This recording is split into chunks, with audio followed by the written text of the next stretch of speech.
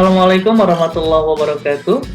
Selamat siang seluruh rekan-rekan karyawan Rumah Sakit Permata Cibubur. Jumpa lagi dengan kegiatan rutin kita di kegiatan weekend training dari unit Diklat Rumah Sakit Permata Cibubur. Pada kesempatan hari ini, perkenalkan diri saya dengan nama Muhammad Junaidi dari unit ketiga Rumah Sakit akan kembali mereview pelatihan mengenai pengelolaan limbah medis dan non-medis di Rumah Sakit Permata Cibubur. Baik rekan-rekan sekalian, poin yang paling pertama yang akan kita mulai yaitu mengenai pengertian dari limbah rumah sakit itu sendiri. Berdasarkan dari keputusan Menteri Kesehatan nomor 1204 tahun 2004 mengenai persyaratan kesehatan lingkungan rumah sakit, limbah rumah sakit yaitu semua limbah yang dihasilkan dari aktivitas yang ada di rumah sakit dalam bentuk padat, cair, dan juga gas.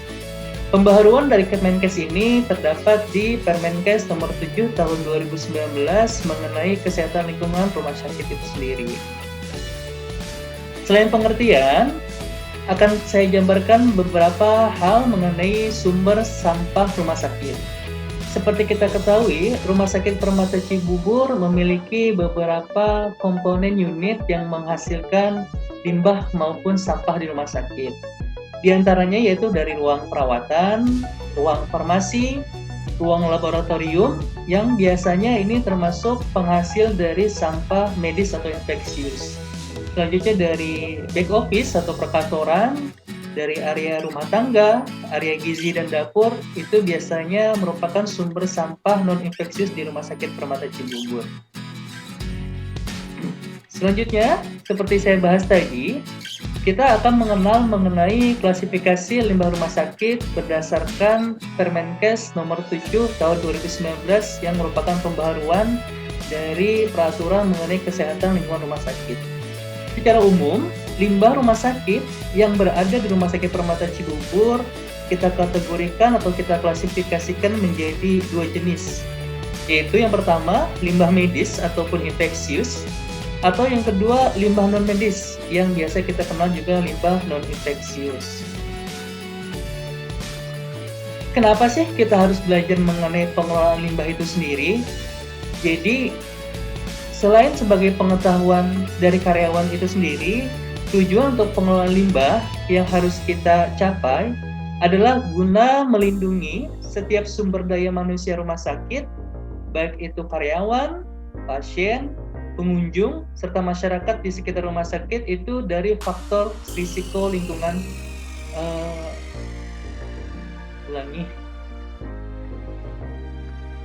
Kenapa sih kita harus mengetahui mengapa kita harus mendapatkan informasi mengenai pengelolaan limbah di rumah sakit?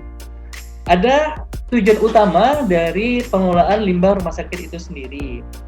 Yang paling utama yaitu guna melindungi sumber daya manusia rumah sakit, baik itu karyawan, pasien, pengunjung, serta masyarakat di sekitar rumah sakit dari faktor risiko lingkungan. Misalnya dari terpaparnya lingkungan akibat limbah infeksius maupun non-infeksius yang tidak dapat dikelola dengan baik oleh pihak internal rumah sakit.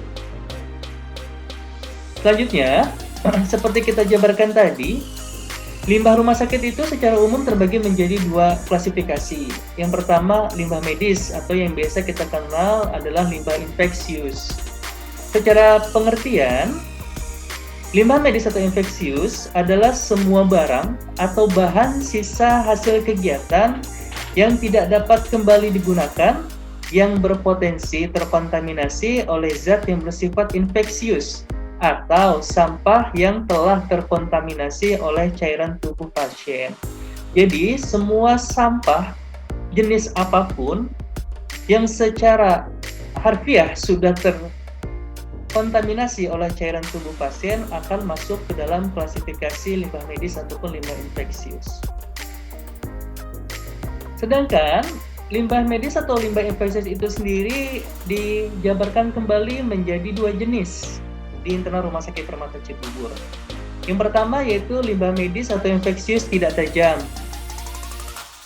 Dalam hal penempatan, limbah medis maupun infeksius tidak tajam ini menggunakan tempat sampah dengan kantong plastik warna kuning yang biasa teman-teman bisa temukan di area pelayanan medis maupun di area toilet umum Rumah Sakit Permata Cibubur. Apa saja contoh dari jenis-jenis sampah infeksius ataupun medis yang ada di Rumah Sakit Permata Cibubur? Yang pada umumnya kita ketemui adalah kapas, kasa, perban, sarung tangan atau handscoon, masker, selang infus, selang kateter, kantong darah, jaringan tubuh, obat, vaksin, serum kadaluarsa maupun kantong urin serta spesimen laboratorium lainnya. Selain itu ada juga plabot infus atau kemasan cairan infus bekas yang perlu digarisbawahi dan di-note dengan tulisan merah. Yang harus teman-teman laksanakan adalah setiap plabot infus atau kemasan cairan infus yang telah digunakan harus dalam keadaan kondisi kosong. Jadi tidak boleh plabot infus yang masih ada cairannya langsung dimasukkan ke dalam tempat sampah infeksius ataupun tempat sampah medis. Kenapa? Guna mereduksi atau mengurangi beban jumlah buangan limbah rumah sakit kita, terutama limbah infeksius. Karena secara nilai materi, kita itu mengelola limbah infeksius ini membayar kepada jasa pihak ketiga untuk memusnahkannya, dan itu dihitungnya per kilogram. Jadi cairan yang berada dalam infus tersebut harus dalam keadaan kosong ketika dibuang ke dalam tempat sampah infeksius atau tempat sampah medis. Oke, yang kedua yaitu limbah medis atau infeksius benda tajam. Seperti teman-teman ketahui, di area pelayanan medis yang biasa melakukan tindakan medis, kita memiliki safety box. Safety box yang berbentuk kotak berwarna kuning dan terdapat logo biohazard itu memang diperuntukkan khusus untuk limbah medis infeksius benda tajam. Contohnya seperti jarum suntik, wing needle. Jadi semua jarum suntik maupun wing needle yang sudah habis digunakan untuk melakukan tindakan medis kepada pasien wajib dibuang ke dalam safety box. Tidak boleh dibuang ke dalam tempat sampah infeksius yang hanya berplastik warna kuning. Jadi wajib ya teman-teman untuk dibuang ke dalam safety box guna menghindari terjadinya kecelakaan kerja berupa tertusuk jarum baik oleh karyawan maupun tenaga klinis servis lainnya. Secara spesifikasi, teman-teman juga wajib ketahui untuk safety box yang digunakan di rumah sakit kita itu memiliki komponen yang satu, tahan dari tusukan jarum, jadi tidak mudah tembus tertusuk oleh jarum. Yang kedua juga kedap terhadap air, jadi ketika terkena air itu tidak mudah rembes atau tidak mudah jebol akibat dari rembesnya safety box tersebut. Selain itu, penggunaan safety box juga diharuskan digantung atau tidak boleh menempel di atas lantai secara langsung. Berikut ini merupakan standar prosedur operasional sampah infeksius tidak tajam yang berlaku di Rumah Sakit Permata Cibubur. Jadi bisa teman-teman ketahui, ini adalah SPO pembuangan sampah medis infeksius tidak tajam. Jadi, setiap harinya petugas cleaning service itu wajib menggunakan APD atau alat pelindung diri berupa masker maupun sarung tangan pada saat mengangkut sampah, terutama sampah infeksius maupun non-infeksius. Yang kedua, pengangkutan sampah infeksius ini dilakukan 3 kali sehari atau bila tempat sampah dalam keadaan telah penuh. Yang ketiga, mengganti kantong plastik kuning tempat sampah infeksius yang penuh dengan plastik yang baru.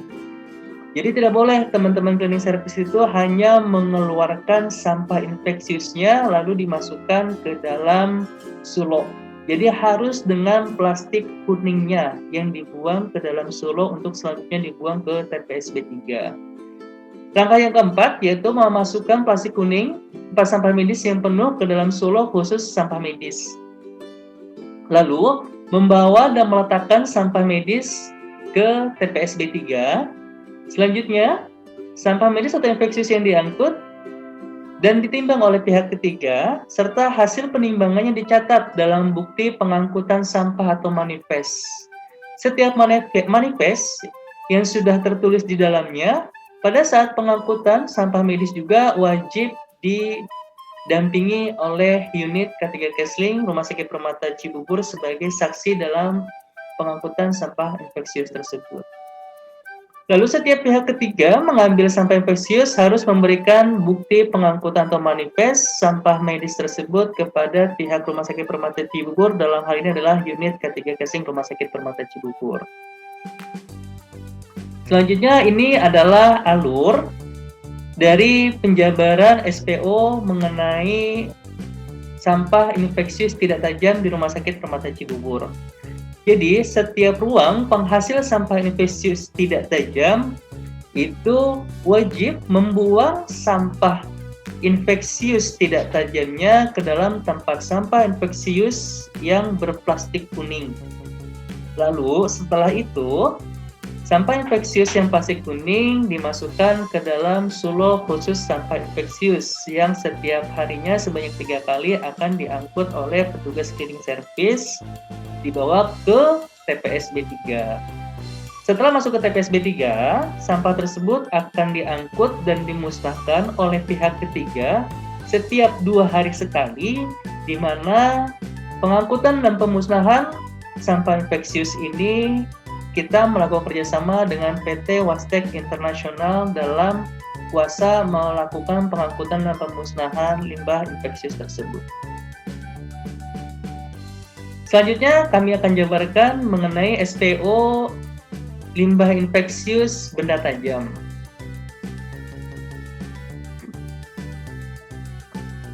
Baik, standar prosedur yang berlaku di Rumah Sakit Permata Cibubur sama seperti dengan limbah infeksius tidak tajam. Limbah infeksius benda tajam itu wajib bagi setiap petugas cleaning service harus menggunakan alat pelindung diri atau APD berupa masker dan sarung tangan pada saat mengangkut sampah tersebut. Yang kedua, pengangkutan sampah infeksius benda tajam dilakukan 3 kali sehari atau bila safety box sudah terisi 2/3 bagian. Jadi ketika safety box sudah terlihat 2/3 bagian, wajib untuk diganti dan safety box tersebut dibuang ke sulo untuk pada akhirnya ditempatkan di TPS B3. Selanjutnya, ganti safety box ketika sudah terisi 2/3 bagian dengan safety box yang baru. Selanjutnya, keempat, masukkan safety box yang penuh atau yang terisi 2/3 bagian ke dalam sulo khusus sampah medis. Selanjutnya, bawa dan letakkan sampah infeksius benda tajam pada TPS B3 dan kemudian sampah infeksius tersebut benda tajam diangkut dan ditimbang oleh pihak ketiga bersama dengan sampah medis tidak tajam, serta hasil penimbangannya dicatat dalam bukti pengangkutan sampah atau manifest. Pada saat pengangkutan, sampah medis oleh pihak ketiga harus didampingi oleh unit K3 dan Kesling Rumah Sakit Permata Cibubur. Dan setiap pihak ketiga melakukan pencatatan dan pengangkutan wajib memberikan kopi dari manifest tersebut kepada pihak Rumah Sakit Permata Cibubur sebagai bukti sah telah dilakukannya pengangkutan sampah medis infeksius baik tajam maupun tidak tajam. Baik teman-teman, ini adalah alur mengenai pengelolaan sampah infeksius benda tajam seperti telah saya jabarkan melalui SPO yang sudah tadi kami jelaskan. Jadi semua penghasil dari sampah infeksius benda tajam wajib memasukkan sampah infeksius benda tajamnya seperti jarum bekas pakai, wing needle itu ke dalam safety box yang sudah disediakan. Jangan lupa juga teman-teman, setiap safety box wajib diberikan label tanggal maupun tempat atau unit safety box tersebut ditempatkan. Lalu setelah safety box tadi terisi 2/3 bagian, safety box dimasukkan ke dalam sulo khusus sampah infeksius untuk selanjutnya diangkut ke TPS B3 oleh petugas cleaning service, dan terakhir akan dilakukan pengangkutan dan pemusnahan sama oleh PT Wastek Internasional yang tadi melakukan pemusnahan dan pengangkutan sampah infeksius tidak tajam. Jadi baik tidak tajam maupun infeksius tajam itu dilakukan pengangkutan dan pemusnahannya oleh PT Wastek Internasional. Nah ini teman-teman bisa sedikit saya berikan gambaran mengenai kondisi TPS B3 Rumah Sakit Permata Cibubur yang lokasi tepatnya berada di area parkiran atas. Di sebelah kiri teman-teman bisa dilihat itu adalah kondisi di dalam TPS B3 Rumah Sakit Permata Cibubur. Bisa kita lihat di dalam TPS itu harus dalam keadaan lantainya itu berkeramik, lalu tidak licin, dan juga di setiap dindingnya terdapat simbol maupun logo dari jenis-jenis atau klasifikasi limbah-limbah B3 yang dihasilkan rumah sakit. Seperti tadi ada limbah infeksius, ada limbah infeksius tajam, jarum suntik dan sebagainya, dan juga disitu kita lihat ada limbah B3 berupa lampu TL bekas. Nah, sedangkan di gambar sebelah kanan ini bisa teman-teman lihat, yaitu merupakan proses pengangkutan oleh pihak ketiga, dalam hal ini PT Wasek Internasional, yang akan memusnahkan setiap limbah B3 ataupun limbah infeksius, limbah B3 ataupun limbah infeksius benda tajam maupun tidak tajam milik Rumah Sakit Permata Cibubur. Selanjutnya yaitu kita akan membahas mengenai limbah non-medis atau non-infeksius. Pengertian dari limbah non-medis atau non-infeksius yang kita ketahui adalah setiap limbah yang berasal dari kegiatan rumah tangga rumah sakit atau sampah sejenis baik organik maupun non-organik. Baik, selanjutnya kita akan membahas mengenai limbah non-medis maupun non-infeksius. Secara pengertian, limbah non-medis atau non-infeksius adalah setiap limbah yang berasal dari kegiatan rumah tangga rumah sakit atau sampah sejenis baik organik maupun anorganik yang tidak terkontaminasi cairan tubuh pasien. Jadi kata kuncinya adalah sampah yang tidak terkontaminasi oleh cairan tubuh pasien. Contohnya apa saja sih sampah non-medis atau non-infeksius yang berada di lingkungan kerja kita?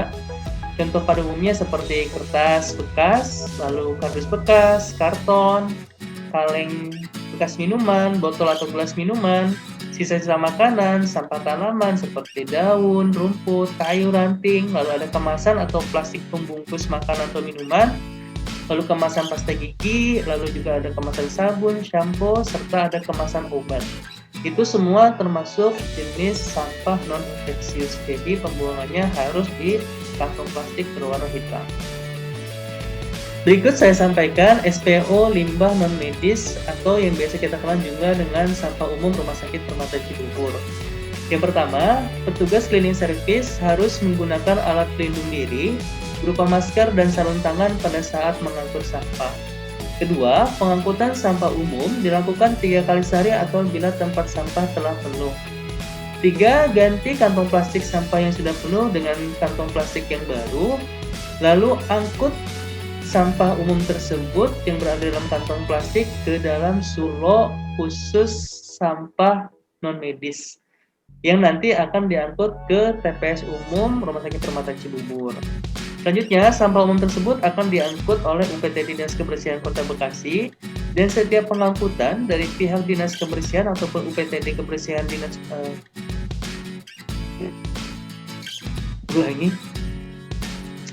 Selanjutnya saya akan menjabarkan mengenai SPO limbah non-medis rumah sakit. Yang pertama, petugas cleaning service harus menggunakan alat pelindung diri atau APD berupa masker dan sarung tangan pada saat mengangkut sampah. Yang kedua, pengangkutan sampah umum dilakukan setiap 3 kali sehari atau bila tempat sampah sudah terlihat penuh. Yang ketiga, ganti kantong plastik sampah yang telah penuh dengan yang baru, lalu angkut sampah tersebut ke dalam sulo yang pada akhirnya akan dibawa ke TPS umum Rumah Sakit Permata Cibubur. Sampah umum akan diangkut oleh Dinas Kebersihan Kota Bekasi melalui UPTD Dinas Kebersihan, dan selanjutnya itu setiap pengangkutan pihak Dinas Kebersihan, dalam hal ini UPTD Kebersihan, wajib memberikan bukti pengangkutan sampah atau manifest sampah umum ke unit catering slip. Ini teman-teman merupakan alur dari SPO mengenai pengangkutan sampah non-infeksius. Jadi setiap ruangan penghasil sampah non-infeksius wajib memasukkan sampah tersebut ke dalam tempat sampah non-infeksius yang menggunakan plastik berwarna hitam. Lalu, sampah non-infeksius tersebut dimasukkan ke dalam sulo khusus sampah non-infeksius yang akhirnya akan dibawa ke TPS umum dan pengangkutan dan pemusnahan oleh UPTD Kebersihan Kota Bekasi. Ini teman-teman kondisi TPS umum Rumah Sakit Permata Cibubur yang letaknya sama dengan TPS B3 kita bersebelahan yang berada di area parkir atas Rumah Sakit Permata Cibubur.